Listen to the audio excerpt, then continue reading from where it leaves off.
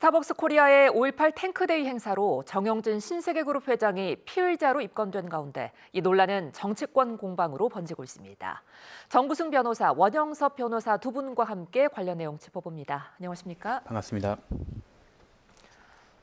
이재명 대통령 또다시 스타벅스 코리아를 강하게 비판했습니다. 광주 민주화 운동을 비롯해서 박종철 열사를 모욕하고 또 세월호 참사까지 일련의 사건들이 우발적인 게 아니다. 이런 게 지금 이 대통령의 시각이거든요. 원 변호사님 어떻게 보세요? 지금 그 이재명 대통령이 가짜 뉴스를 만들고 있는 상황입니다. 저 역시 개인적으로 스타벅스 마케팅에 대해서는 유감으로 생각을 하고 있습니다. 예. 부적절한 문구와 마케팅이 부적절한 시점에 사용되었습니다. 그건 분명하고요. 예. 하지만 그걸 가지고 그것이 마치 고의나 목적이 있다. 그런데 그 근거는 뭐죠? 그냥 마케팅 내용만 가지고 이것을 연결시키면서 처음부터 모욕을 주려고 하는 의도 하에서 일어난 거다라고 이야기를 하고 있는데 예. 우리가 뭐 그 모욕이나 이런 것들에 대한 그 고의나 목적도 수사를 해야지 밝혀질 수 있는 건데 과연 예. 그런 게 되어 있느냐? 그런데 그것에 대한 근거나 이런 것이 막연한 상태에서 이재명 대통령이 낙인 찍기를 하듯이 이야기하는 거는 명백히 잘못됐고 그리고 민간에서 얼마든지 뭐 이런 그 탱크데이 마케팅에 대해서 비판할 수도 있고 불매운동할 수도 있다고 생각합니다. 예. 하지만 대통령은 한 나라의 어떤 책임을 지는 사람입니다. 그런 공적인 지위에 있는 사람이 이것을 마치 몰아가기식으로 하는 것은 굉장히 부적절하다라고 생각하는 게 저는 판단입니다.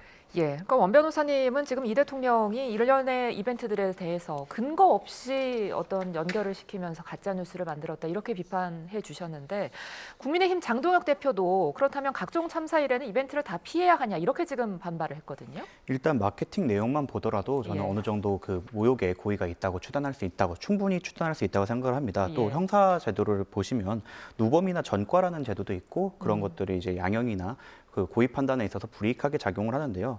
신세계 정영진 회장의 과거 발언, 그러니까 이번에 스타벅스 만행으로 재조명되고 이거에 대해서 의심하게 되는 건 자연스러운 일이라고 생각합니다. 괜히 이제 재판에 갔을 때 증거를 마지막에 전과나 수사 기록을 붙이는 게 아니다시피 고의성을 추단할 만한 다수의 언행이 있기 때문에 자연스럽게 저런 비판이 충분히 가해질 수 있을 거라 생각합니다. 예.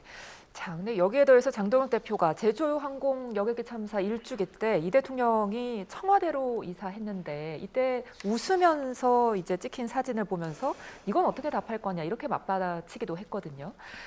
그러니까 이제 뭐 공소 취소 반대 여론이 커지니까 이걸로 지금 국면 전환을 시도하는 거다라는 주장을 펼쳤는데 어떻게 생각하세요? 그 탱크데이 하나의 문제만 가지고 했으면 모르겠어요. 뭐 예. 그럴 수도 있다라고 생각이 드는데 또 그 스타벅스의 과거의 마케팅, 사이렌 마케팅까지 계속 찾으면서 그것을 추가적으로 더 만들어내고 있습니다. 이것은 뭐 단순히 어떤 그 의견을 낸 거라기보다는 그런 수많은 그런 내용들을 연속적으로 제시를 하는 오히려 이재명 대통령이 어떤 고의와 목적에 의해서 이걸 하지 않나라는 생각이 들어요. 만약에 뭐 제주항공 참사가 있었다 그러면 전국에 제주 은갈치 파는 뭐 그런 음식점은 그만둬야 됩니까? 그런 건 아니지 않습니까? 예. 그래서 계속 그 이 문제를 가지고 이런 그 지방선거에 영향을 미칠 목적으로 이런 말씀을 하지 않았나라는 그런 의혹을 지울 수가 없다는 겁니다. 예. 자, 사건이 일파만파 커지면서 이재명 대통령을 비롯해서 지금 관가와 여당도 스타벅스 불매 움직임을 보이고 있습니다. 근데 지금 야권에서는 이런 거는 시장에 맡겨둬야 한다 이런 주장을 펼치고 있거든요. 저는 먼저 국민의힘이 왜 여기에 나서는지 이해가 되지 않습니다. 사실 국민의힘 입장에서 보더라도 본인들에게 유리한 주장이 아닌데 예. 왜 굳이 5.18을 모욕하는 쪽에 편을 들어서 서는지는 정말 정무적으로 판단할 수 없고 국가가 나서서 뭔가를 만들어낸다고 하면 당연히 통상 이슈가 있고 예. 있을 수 있고 문제가 될 수 있을 거라 생각합니다. 하지만 이게 정부가 역사상 평가나 이런 모욕에 대해서는 비판이 충분히 가능한 부분이고 불매운동까지 국가가 나서서 뭐 준동하는 건 아니기 때문에 충분히 가능한 입장이라고 생각을 합니다. 국민의힘 입장에서도 보수를 표방하고 있는 정당인 만큼 예. 5.18 정신이나 이런 거에 대한 인정을 하고 여기에 대해서 극우적 행동을 보이는 일부에 대해서는 선을 긋고 가는 게 국민의힘 입장에서도 더 바람직한 태도가 아닐까 생각해 봅니다. 예. 그러니까 정 변호사님은 국민의힘에서 왜 굳이 5.18을 폄훼하는 쪽에 편에 서느냐 이렇게 지금 반박하셨거든요. 아니 그 폄훼하는 쪽에 편에 서는 게 아니고 예. 이것은 기본적으로 국민들이 가지고 있는 표현의 자유, 영업의 자유, 재산권의 문제와 예. 그리고 그것에 대해서 대통령이 국민 전체를 대표해야 할 대통령이 어느 선에서 그런 여론 조성을 넘어서 가지고 멍석마리처럼 그렇게 하는 게 정당하느냐 그 예. 정도의 선의 문제를 이야기하는 겁니다. 누구도 5.18의 가치를 폄훼하지 않습니다. 지금 국민의힘도 당연히 뭐 국민의힘은 당론으로 5.18을 전문으로 넣어야 된다고 주장할 정도로 그 부분에 대해서 폄훼하지 않는데 그것을 정치적으로 계속 이용하려는 게 그동안 민주당의 행태였고 거기에 부안해동해가지고 이재명 대통령까지 정치적으로 5.18을 악용하려고 한다. 오히려 5.18의 그런 정치적인 의미를 폄훼하는 게 그런 정치적 악용에서 비롯된다라고 생각하는 게 또 국민의힘의 많은 분들이 생각하는 겁니다. 예. 자, 그런데 이번 사건이 이만큼 커진 데 대해서는 그동안 이 신세계 정용진 회장이 어떻게 보면은 뭐라고 해야 될까요? 역사를 좀 쌓아왔다고 해야 될까요? 여러 가지 뭐 멸공이라든지 관련한 발언들이 있었잖아요. 그렇기 때문에 사건이 더 커지지 않았느냐, 단초를 제공하지 않았느냐 이런 지적들이 있는데 이런 부분에 대해서는 어떻게 보세요? 만약에 정용진 회장의 과거가 없었다고 한다면 예. 무신사 사건처럼 단발적으로 끝나거나 아니면 지금 보여주고 있는 그 사장단의 교체 정도로만으로도 아마 사건이 무마가 될 수도 있었을 겁니다. 근데 제가 아까 말씀드렸다시피 누범과 전과가 있는 것처럼 정용진 회장의 과거 발언들이 누적되어 있기 때문에 이 그 사건이 그 과거의 행위, 언행 그리고 업로드된 다른 이벤트까지 한번 파묘되는 게 아닌가 싶고요. 이거는 오너 리스크의 전형이라고 봅니다. 이건 예. 주주들에게도 심각한 피해가 가는 거기 때문에 이 부분은 민형사상의 책임을 져야 될 소지가 있고 꼬리 자르기 식으로 누군가를 해임했다고 끝날 건 아니라고 봅니다. 결국엔 예. 본인이 나서서 결자해지하는 모습을 보여줘야 된다고 생각합니다. 이게 자유를 침해해서 누군가의 이념을 바꾸라는 취지가 아니라 우리가 국민의힘도 합의하고 있는 역사적 5.18에 대한 정신에 대해서 합의되고 있는 상식에 맞는 행동을 해달라는 이게 국민적인 요청이 아닐까 싶습니다. 예, 정 변호사님은 꼬리 자르기식으로 끝내서는 안 된다고 하는데 지금 정 회장의 후속 대처에 대해서 원 변호사님은 어떻게 보세요? 이미 서면으로 사과를 했고 예. 다만 이제 이런 여러 가지 일련의 사건에 대해서 저는 정용진 회장이 사업을 할 거면 사업을 하고 정치를 할 거면 정치를 해야 된다라는 생각을 해요. 예. 이제 그것도 선택해야 되지 않나. 예. 지금 정 변호사님 말씀대로 그 전에 약간 정치적인 발언이 있으니 이것을 더 이렇게 정치적으로 해석하는 경향이 있는 거 아니냐. 그런 비판도 있을 수 있는 거거든요. 예. 근데 제가 볼 때는 정용진 회장이 그 탱크데이 마케팅 요 사건을 계기로 본인이 가야 될 노선, 그러니까 본인이 가야 될 길을 좀 정하는 것도 필요하리라고 보여집니다. 계속 그 정치적인 발언을 하면서 신세계 그룹에 부담을 주는 것도 저는 적절치 않다고 보고요. 예. 그리고 정말 정치를 할 거면 이 사건을 계기로 해서 정치에 발을 디딛는 것도 저는 뭐 한 가지 방법이라고 보여집니다. 예. 자, 원 변호사님의 말씀처럼 정 회장이 뭐 정치권으로 갈지 좀 더 지켜봐야 할 것 같습니다. 자, 그런데 지금 정치권에서는 이제 여당 중심으로 민주당 정청래 대표가 지방선거가 끝나면 이른바 5.18 조롱법, 그러니까 이 5.18에 대한 조롱과 모욕을 처벌하는 법안을 통과시키겠다 이렇게 지금 벼르고 있거든요. 하지만 이미 기존의 5.18 특별법이 있잖아요. 이런 부분까지 더 필요할까요? 저도 일부분 과잉입법 측면이 있다고 생각을 합니다. 너무 구체적인 한 가지 5.18이라는 사건에 관해서 이미 특별법이 있는 마당에 추가적으로 입법을 하는 건 과잉입법이라고 해석될 여지가 있기 때문에 오히려 조금 더 포괄적으로 국가폭력 피해자나 사회적 참사에 대해서 모욕하거나 조롱하는 것에 대한 일반적인 법령을 하나 만드는 게 어떨까. 왜냐하면 해외에서도 이미 헤이트 스피치에 대해서 제재하는 법령이 많이 통과된 바가 있습니다. 예. 비교법적으로도 이미 존재하는 사례가 있는 만큼 5.18로 특정해서 이러한 것들을 저격해서 처벌하기보다는 국가폭력 피해자나 사회적 참사 전체를 아우르는 법령 정도라면 충분히 공감대를 얻을 수 있지 않을까 생각합니다. 예, 자 여기에서 더 나아가 이재명 대통령은 일베 같은 극우 성향 사이트를 폐쇄하는 것을 검토해보자 이런 제안을 하기도 했거든요. 본인이 일베 회원이셨던 분인데 그 일베에 대해서는 내용에 대해서 어느 정도 잘 알고 있으실 거라고 생각을 해요. 일베라는 사이트에 저는 동의하지 않습니다. 예. 하지만 일베라는 사이트에서 어떤 의견을 냈을 때 그 의견이 허위사실이다. 그러면 허위사실 유포로 처벌을 하면 됩니다. 그리고 누군가를 모욕했다. 모욕죄로 처벌하면 되고 사자명예훼손이다. 사자명예훼손으로 처벌하면 됩니다. 하지만 그 공간 자체, 그러니까 그 사람들이 의견을 낼 수 있는 공간 자체를 없애겠다라고 하는 거는 이거는 뭐 굉장히 독재적인 발상이고 이미 일반법으로 처벌할 수 있는 그런 내용들로 처벌해 나가는 것이 필요한 거지 예. 사이트 자체를 없앤다. 이거는 굉장히 과도하다라는 생각입니다. 예. 그러니까 원 변호사님은 독재적인 발상이라고 정리를 해주셨는데 장동혁 대표는요. 북한 찬양 사이트만 표현의 자유를 누리는 거냐 이렇게 비판을 했습니다. 어떻게 보셨어요? 여기서 갑자기 북한을 끌고 들어오는 것이 지금의 국민의힘의 한계라고 생각을 하고요. 일간베스트 폐쇄와 관련해서는 혐오와 갈등을 야기하고 대한민국의 가짜뉴스 등으로 문제를 자주 일으켰던 사이트니만큼 예. 여기에 대해서는 일정 부분 제재가 필요하다고 생각을 합니다. 예. 다른 의견의 공론의 장이 없는 것도 아니고 일간베스트가는 수많은 사이트 중에 하나이고 과거에 전과가 많았다는 점을 생각을 한다면 충분히 뭐 폐쇄를 비롯한 다른 제재들은 검토가 가능하다고 생각합니다. 예, 자 이번에 우리 사회의 또 다른 뜨거운 감자입니다. 삼성전자 소식 짚어보겠는데요. 자 지금 노사 대표단이 임금 협상 잠정 합의안을 내고 이 부분에 대한 이제 참여 조합원들의 투표가 진행 중입니다.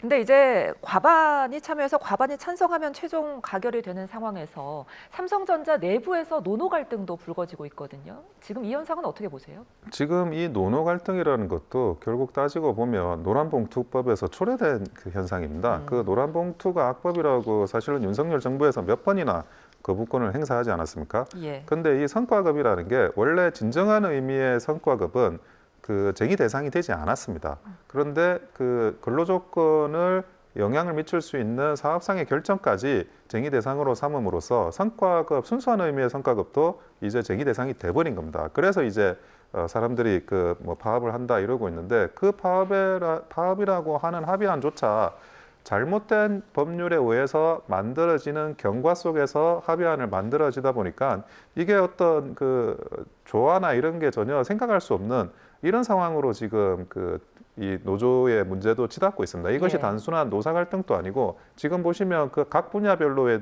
노노 갈등, 이익이라는 거는 결국 그 단체가 그 조직이 가진 그 이익에 비례할 수밖에 없는데 그것이 하나의 법인 내에서 완전한 그런 공정한 그런 배분의 규칙도 될 수가 없습니다. 그래서 이런 것들이 따지고 보면 노란봉투 악법에서 시작되었다는 점에서 이 노란봉투 악법을 반드시 개정해야 될 필요가 있다는 겁니다. 예, 자 삼성전자의 노노 갈등, 노란봉투법에서 비롯된 거다라는 주장에 반박하실 부분이 있을 것 같아요. 그냥 저는 노란봉투법은 시대적 요구였고 거기에 대해서 이제 이루어지는 이제 뉴노멀에 대해서 대한민국이 적응해가는 과정이라고 생각합니다. 예. 지금까지는 거의 뭐 노노 갈등이 거의 없지 않았습니까? 예. 이 부분에 대해서도 우리가 역사적 경험이 없다 보니까 이 부분에 약간 분쟁이 있었던 것 같은데 어느 정도 진통을 통해서도 해결이 될 거라고 생각합니다. 예. 근데 이번 삼성전자 사건 같은 경우는 신설노조가 풀기에는 너무 다자가 그 다양한 갈등이 있는 역학관계였다라고 생각을 하고요. 그렇다 보니까 그 DX나 비메모리 파트의 동의를 얻을 수 있는지가 관건인데 이런 부분에서 대한민국 사회가 한 번씩 노노 갈등, 이런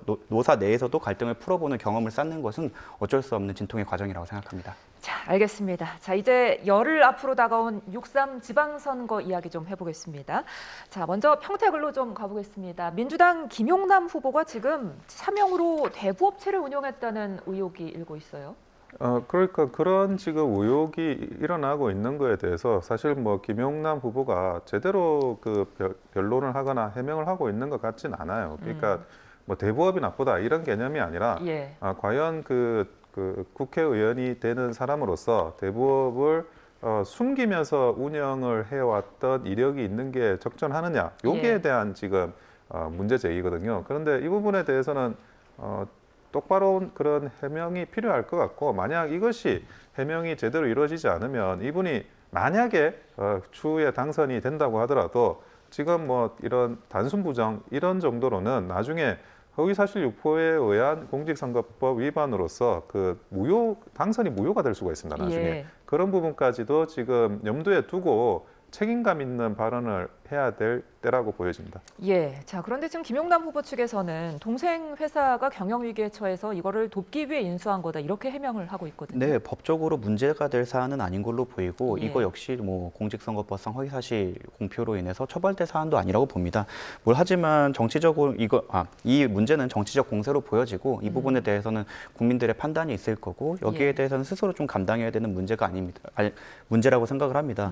저는 이번 이번 의혹 제기를 보면서 지지난 대선 경선 이후의 모습이 오버랩이 되는데요. 예. 결국 의혹만 있고 후보로 상처 주는 행위만 남아 있는 것 같은데 이게 정말로 바람직한 선거 국면인지에 대해서는 의문이 있습니다. 예.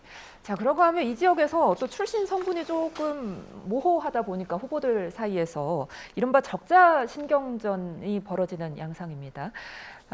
지금 뭐 유시민 작가가 어떻게 보면은 조국 후보를 지지하고 나서면서 지금 생겨난 논란인 것 같은데 이를 두고 민주당에서 내부 균열이 일어난 게 아니냐 이런 해석도 나오던데요. 둘 다 적자가 아닌데 적자 신경전을 한다는 게 좀 황당한데요. 예. 어쨌든 김용남 의원은 원래는 이제 김용남 후보는 원래는 국민의힘에 계셨던 분인데 몇 번의 당적을 변경하면서 지금 민주당으로 가 계세요. 그리고 뭐 조국 후보도 마찬가지인데 조국 후보도 뭐 과거에 이제 민주당 당적 그리고 아마 그 정의당 당적이 있었는지 모르겠는데 그런 식으로 뭐 진보 진영 전체에서 여러 그런 세력에 몸을 담았던 분이고 지금 엄밀히 조국혁신당이 민주당이 아니지 않습니까? 그러니까 두 후보 모두 적자를 주장할 수가 없습니다. 그 적자를 주장할 수 없으면 본인의 그런 뭐 정책 선거라든지 뭐 선거하다 보면 네거티브도 할 수 있는 거니까 어쨌든 다른 이슈를 가지고 해야지 제가 적자 신경전을 벌이는 거 보고 둘 다 해서는 안 될 말을 하고 있는 황당한 지금 선거 운동이다라는 생각을 하고 있습니다. 예, 그러니까 원 변호사님은 지금 둘 다 적자가 아니다라면서 꼬집어 주셨는데 이런 상황에서 단일화 가능성은 어떻게 봐야 될까요? 조국 후보는 단일화 가능성이 있다고 생각하시는 건지 모르겠지만 예. 일방적으로 네거티브를 받았던 김용남 후보 입장에선 단일화에 나설 가능성은 매우 적다고 생각을 합니다.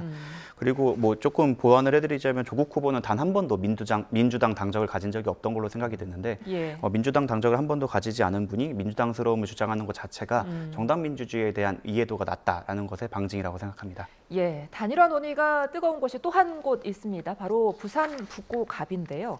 이 지역에서 국민의힘 박민식 후보, 지금 무소속 한동훈 후보를 보수 배신자라고 하면서 지금 삭발 투쟁까지 나섰는데 한동훈 후보는 박민식 후보가 지난 총선에서 분당에 출마한 거를 꼬집으면서 박민식 후보가 부산 배신자다 이렇게 지금 공격을 하고 있거든요.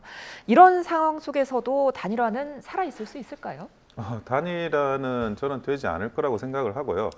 그리고 단일화가 이제 의미가 없습니다. 무슨 말이냐면 지금 그 투표용지 인쇄가 이미 됐고요. 예. 그 투표용지 인쇄가 되면 중간에 이제 사퇴하는 후보는 그 선거 투표소 앞에 그냥 붙이는 수준으로 하는데 그래서는 단일화 효과가 별로 없습니다. 그래가지고 그랬기 때문에 이제는 뭐 단일화든 뭐든 끝까지 완주를 하는 수밖에 없다라는 생각이고요. 그리고 무엇보다 박민식 후보는 공당이 공천을 한 후보입니다. 국민의힘이 공천한 후보고 국민의힘이 공천할 때 그 중간에 사퇴하라고 공천을 한 건 아니지 않습니까? 당연히 완주해서 국민으로부터 뭐 그것이 득표를 하든 심판을 받든 하라고 지금 그 공천을 했는데 중간에 사퇴하는 거는 그것은 국민의힘이라는 당을 배신하는 겁니다. 그래서 지금은 그 보수의 배신자가 한동훈이라고 하면서 본인이 주장을 하고 있잖아요. 예. 그런데 보수의 배신자가 아니라 보수당의 배신자가 되어서는 안 되지 않겠습니까? 박민식 후보가. 그래서 박민식 후보는 끝까지 당연히 완주할 거라고 생각을 하고 있고 그리고 지금 현재 뭐 여론조사 뭐 이런저런 뭐 다양한 여론조사가 나오고 있지만 선거 직전에 그런 여론조사들이 많이 이렇게 흔들리는 것들이 많습니다. 신빙성의 문제도 많고 그러니까 기본적으로 국민의힘 당원들, 국민의힘의 지지자들을 믿고 그리고 마지막까지 완주하다 보면 제가 볼 때는 좋은 결과를 결국 얻어내는 사람은 박민식 후보라고 생각을 합니다. 예. 자, 그런데 이 지역 선거운동에서 좀 미묘한 점이 지금 일어난 게 박민식 후보를 지원하러 온 국민의힘 신동욱 의원이 하정우 후보와 만났을 때 파이팅을 외쳤습니다. 이를 두고 이제 한동훈 후보는 자신에 대한 낙선운동이다 이렇게 주장을 하고 있거든요. 한동훈 후보가 지금까지 모든 정치적 행위를 제로섬으로 보고 피하 식별하고 적대이기만 해서 모르는 것 같은데 일반적으로 정치 행위를 하더라도 상대방 후보의 선전을 기원하는 응원 정도는 다 할 수 있다고 생각합니다. 그것이 원래는 진정한 정치의 모습이라고 생각하고 선의의 경쟁의 모습이라고 생각하는데 그걸 이해하지 못하는 것 자체가 한동훈 후보의 한계라고 생각합니다. 예. 자, 대구도 좀 살펴보겠습니다. 자, 박근혜 전 대통령이 어제 대구를 찾았는데 내일은 대전을 찾습니다. 지금 대구야 보수의 심장이지만 박근혜 전 대통령이 대전을 찾는 거는 20년 만인 거잖아요. 네, 그렇습니다. 예. 그런데 이 충청권이 원래는 그 굉장히 스윙보트 측이 많습니다. 예. 그래서 이번에도 뭐 팽팽한 그런 그 세월의 싸움 중에 어떻게 보면 하나의 전기점을 마련해야 될 필요가 있는데 그 전기점으로서 박근혜 대통령이 대전으로 지금 가는 그런 이제 그 액션을 지금 하시는 게 아닐까라는 생각이 들고요.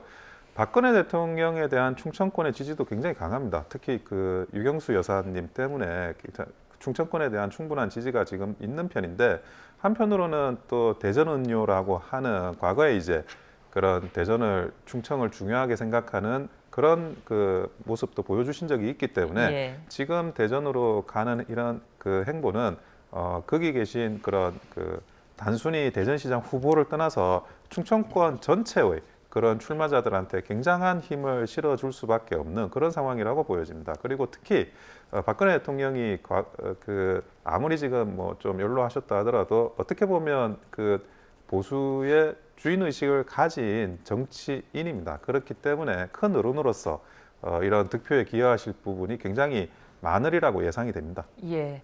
자, 박근혜 전 대통령 대구에서는 지원 사격을 하면 어떤 의미 있는 결과가 좀 있을 수 있지 않을까 싶기도 한데 대전은 또 어떻게 봐야 될지 모르겠어요. 저도 대구에서는 의미가 있을 수 있겠지만 예. 대전에서는 오히려 구태의 낙인을 찍는 게 아닌가 싶습니다.